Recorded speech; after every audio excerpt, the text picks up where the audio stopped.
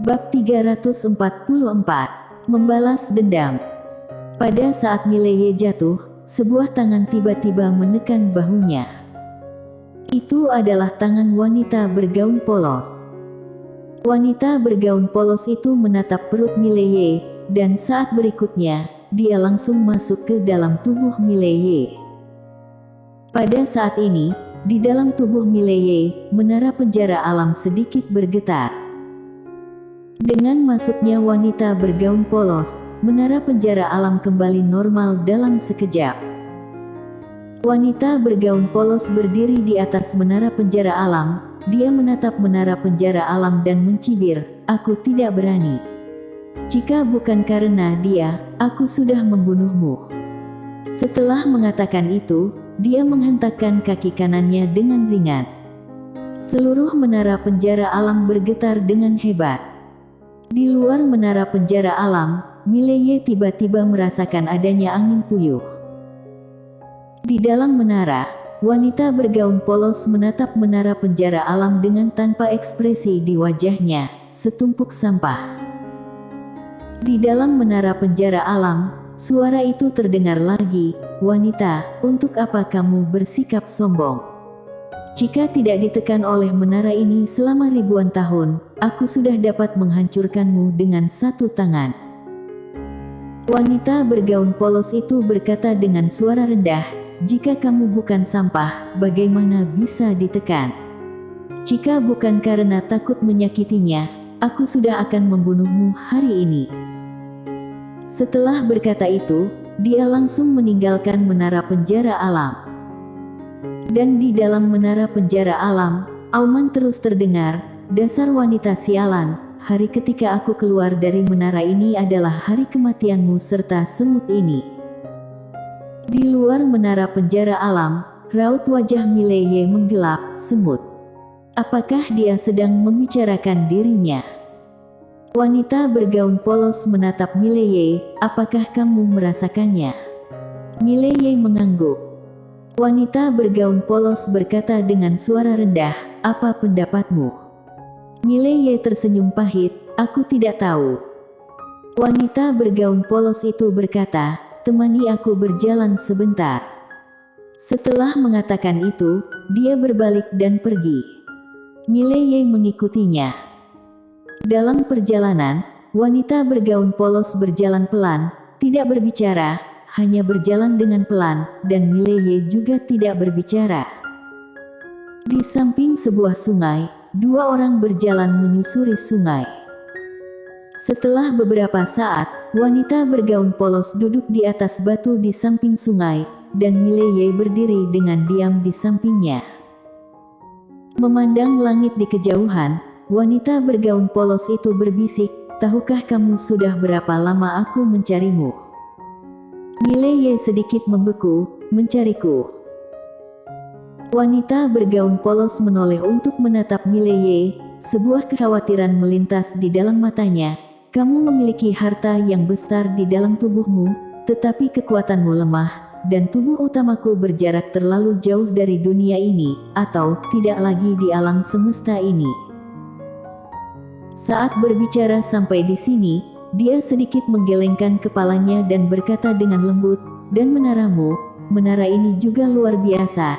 Jika penghuni di dalam menara itu keluar, maka mereka tidak akan melepaskanmu begitu saja." Mileye tersenyum pahit, "Situasiku ternyata sangat buruk."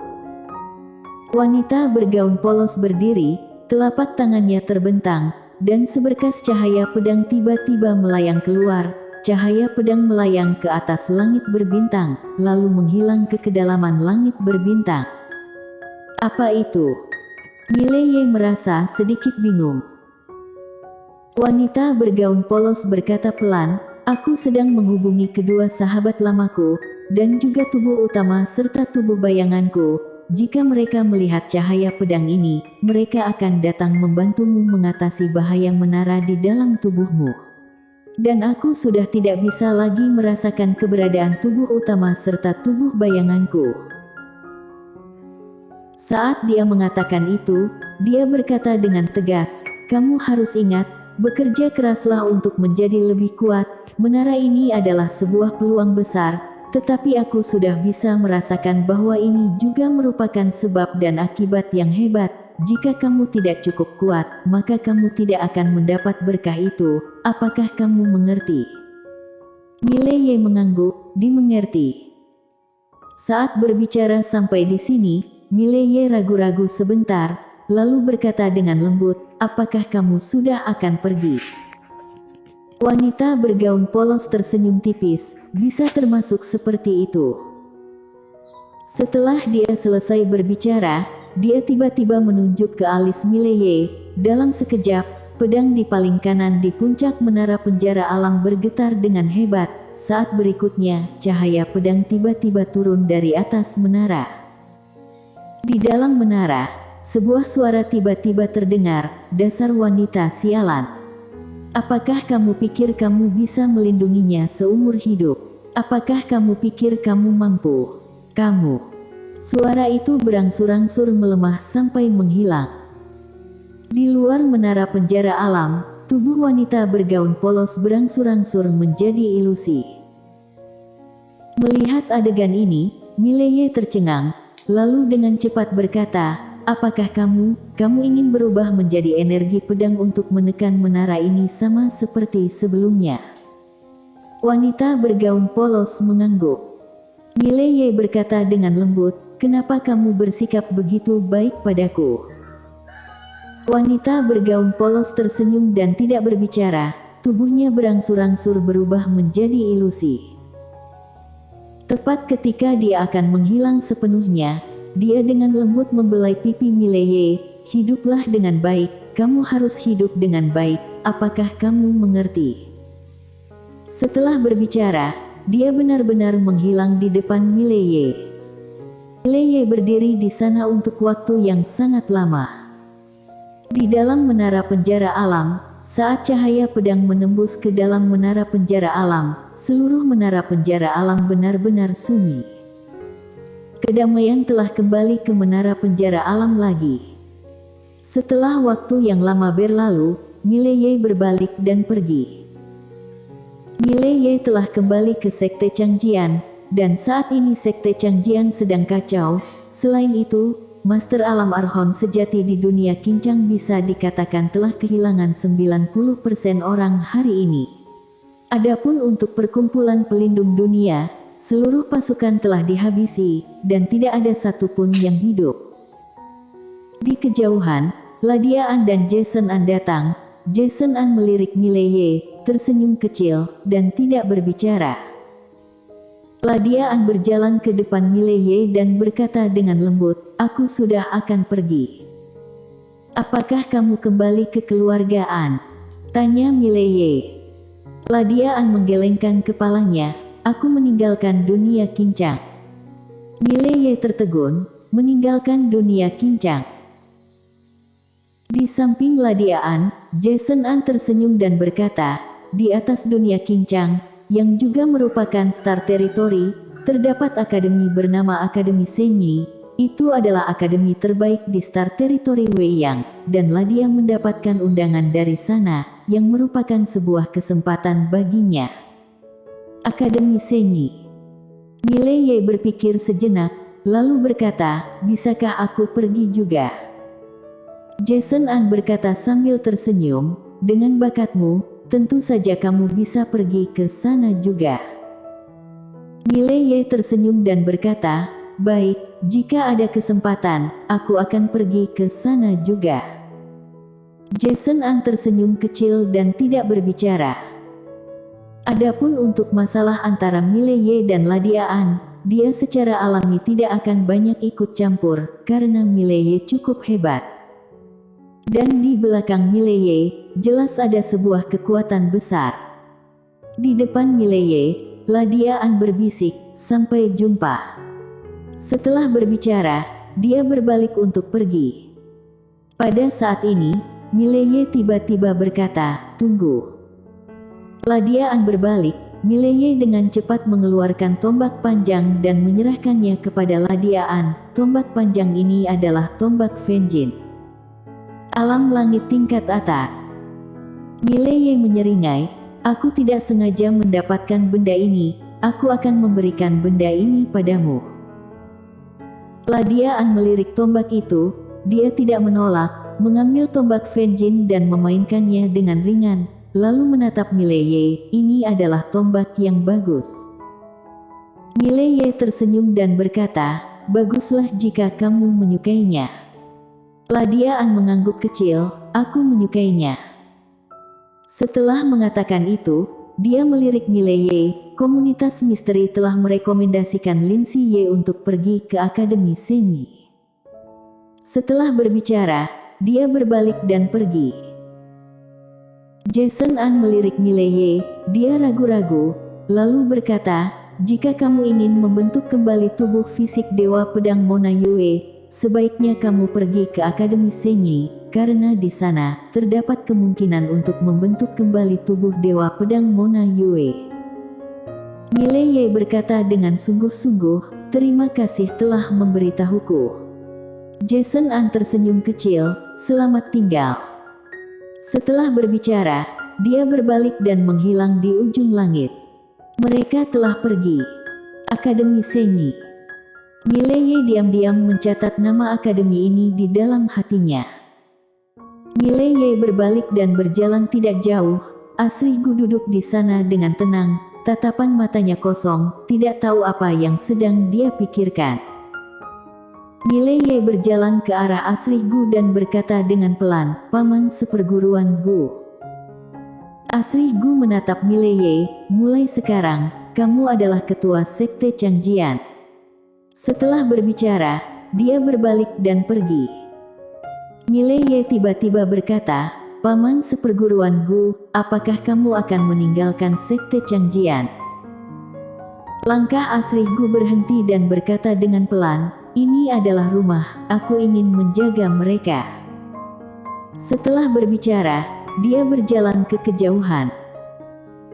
Mileye terdiam sejenak, lalu berjalan ke depan Xavier Chang yang berjarak tidak jauh dari mereka. Xavier Chang menggelengkan kepalanya dan berkata dengan lembut, semuanya sudah tidak ada, sudah tidak ada. Mileye terdiam. Meskipun Sekte Changjian menang, namun banyak orang dari Sekte Changjian yang telah tidak ada. Brian Chen, Jerome Jian, Vigo Lian, dan Firmu Zhan. Mileye berdiri di sana untuk waktu yang lama, dan tiba-tiba, dia melihat sekeliling, sebarkan perintahku untuk menyuruh semua murid Sekte Changjian berkumpul. Saat suara Mileye jatuh, murid-murid Sekte Changjian di sekitarnya dengan cepat berkumpul, hanya terdapat kurang dari 100 orang yang tersisa di Sekte Changjian pada saat ini. Kurang dari 100 orang. Ini adalah orang terakhir dari Sekte Changjian. Mileye berbalik menghadap kerumunan dan berkata dengan lembut, apakah masalah ini sudah berakhir? Semua orang memandang Mileye, dan Mileye menatap ke langit, masalah ini masih belum berakhir. Siapapun yang datang untuk menghancurkan pasukan Sekte Changjian hari ini, mereka semua pantas mati. Ayo kita pergi. Setelah suara itu jatuh, Mileye membawa murid Sekte Changjian datang ke Sekte Han Utara. Ketika Mileye membawa sekitar 100 murid Sekte Changjian ke Sekte Han Utara, ekspresi semua orang di Sekte Han Utara berubah drastis. Jelas, mereka sudah mengetahui tentang Sekte Changjian. Di luar Sekte Han Utara, seorang wanita tua berjalan ke arah Mileye. Dia menatap Mileye dan berkata dengan lembut, Mileye, Sekte Han Utara. Pada saat ini, Mileye tiba-tiba menghilang di tempatnya, dan saat berikutnya, kepala wanita tua itu langsung terbang. Mileye tanpa ekspresi, bunuh. Ketika suara itu jatuh, dia langsung menerjang keluar, dan di belakangnya, 100 murid Sekte Changjian juga bergegas menerjang keluar. Membalaskan dendam. Bagi Mileye, dia tidak akan melepaskan kekuatan apapun yang pergi untuk membantu perkumpulan pelindung dunia menghancurkan Sekte Changjian. Dan Sekte Han Utara ini hanya yang pertama. Segera, suara jeritan terdengar di dalam Sekte Han Utara, dan segera, banyak master Sekte Han Utara mulai melarikan diri, tetapi tidak ada yang secepat pedang Mileye. Sekarang di seluruh dunia Kincang, tidak banyak yang bisa menghentikan dia, Mileye. Sekitar setengah jam kemudian, Mileye dan yang lainnya berhenti, dan di seluruh Sekte Han Utara, semua master telah dibantai. Tidak, masih ada satu lagi. Di depan aula utama Sekte Han Utara, Mileye menunjuk ke tanah dengan pedang panjang. Tidak jauh di depannya, terdapat lebih dari selusin gadis kecil. Gadis-gadis kecil ini masih sangat muda, mereka terlihat seumuran dengan Lin Siye. Gadis-gadis kecil ini memandang Mileye dan yang lainnya dengan takut, beberapa dari mereka bahkan menggigil. Mileye terdiam. Pada saat ini, seorang gadis kecil tiba-tiba gemetar. "Kamu, apakah kamu adalah kakak Lin Siye?" Mileye memandangi gadis kecil itu. Gadis kecil itu melangkah mundur dan berkata dengan suara gemetar, "Kamu, apakah kamu akan membunuh kami?" Mileye menoleh untuk melihat murid Sekte Changjian di sampingnya. "Jika kita kalah, apakah mereka akan melepaskan murid Sekte Changjian yang masih kecil?" Murid itu menggelengkan kepalanya. Mileye berkata dengan lembut, "Tapi kita harus melepaskan mereka." Semua orang memandang Mileye, dan Mileye berkata dengan lembut, "Ingat, kita adalah manusia, bukan binatang buas." Setelah mengatakan itu, dia menunjuk gadis-gadis kecil itu satu persatu dengan pedangnya. "Banyak dari kalian memiliki kebencian di dalam mata kalian. Itu tidak masalah.